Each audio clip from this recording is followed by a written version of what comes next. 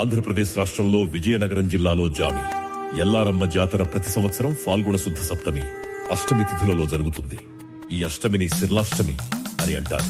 సిర్లాష్టమి అనగా సిరులు సంపదలు ప్రసాదించే అష్టమి అని అర్థం. ఈ రోజు సీతాలక్ష్మి పూజ నిర్వహిస్తారు. జామి గ్రామంలో కొన్ని వందల సంవత్సరాల క్రితం అద్వాదశి ఇంటి పేరు గల వారి పెరట్లో అమ్మవారు శిలారూపంలో వెలసినట్లు ప్రతీతి.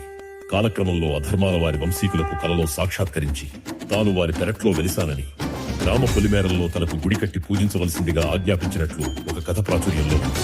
అనంతరం అమ్మవారు గ్రామం నుండి దక్షిణంగా సుమారు 1 కిలోమీటరు దూరంలో మొదటి పాదం, మరో 1/2 కిలోమీటరు దూరంలో 2వ పాదం వేసినట్లు చెబుతారు.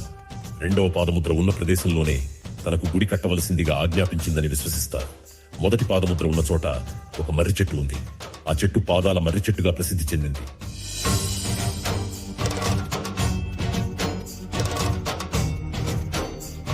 సాధారణంగా గ్రామదేవత ఉత్సవాల సమయంలో గ్రామం బయట ఉన్న అమ్మవారిని గ్రామంలోకి తీసుకువచ్చి ఉత్సవానంతరం మళ్లీ పొలిమేరకు తీసుకెళ్తారు.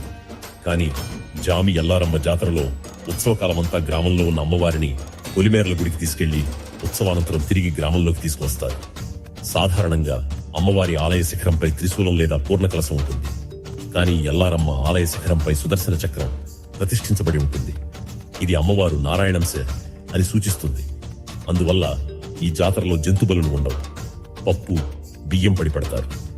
ఇది ఒక ఆచారం. రోహిణి నక్షత్రంతో కూడిన సప్తమి నాడు జముకుల పాటతో అమ్మవారి ఊరేగింపు నిర్వహిస్తారు.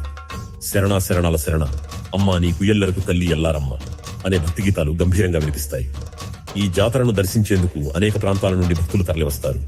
సమీప ఒడిశా రాష్ట్రం నుండి కూడా భక్తులు వచ్చి మొక్కులు తీర్చుకుంటారు.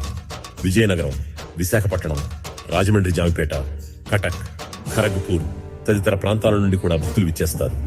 జాతరకు బంధువులను, మిత్రులను ఆహ్వానించడం ఒక సంప్రదాయం. ఈ 2026 సంవత్సరం జాతర తేదీలు: 23న తొలేళ్లు, 24న అమ్మవారి జాతర, 25న చిన్న తీర్థం దమ్మిడి తీర్థం నిర్వహించబడను. గ్రామంలోని రావి చెట్టు వద్ద పూర్వం దమ్మిడి చెల్లిస్తే ఏ వస్తువైనా ఇచ్చేవారని కథనం ఉంది. అందువల్ల ఆ రోజు జరిగే తీర్థాన్ని దమ్మిడి తీర్థం అని పిలుస్తారు. జాతర సందర్భంగా ప్రభులు కట్టుకుని భక్తులు ఊరేగింపుగా వెళతారు. దివిటీలు, నెమలిపించే చామరాలు, మఠాలు ఊరేగింపులో కనువిందు చేస్తాయి. అనేక సాంస్కృతిక కార్యక్రమాలు నిర్వహిస్తారు. ఇక్కడ పూజలు నిర్వహించే పూజారులను జామన్న అని పిలుస్తారు. అందరూ ఈ జాతరను దర్శించి ఆనందించవచ్చు.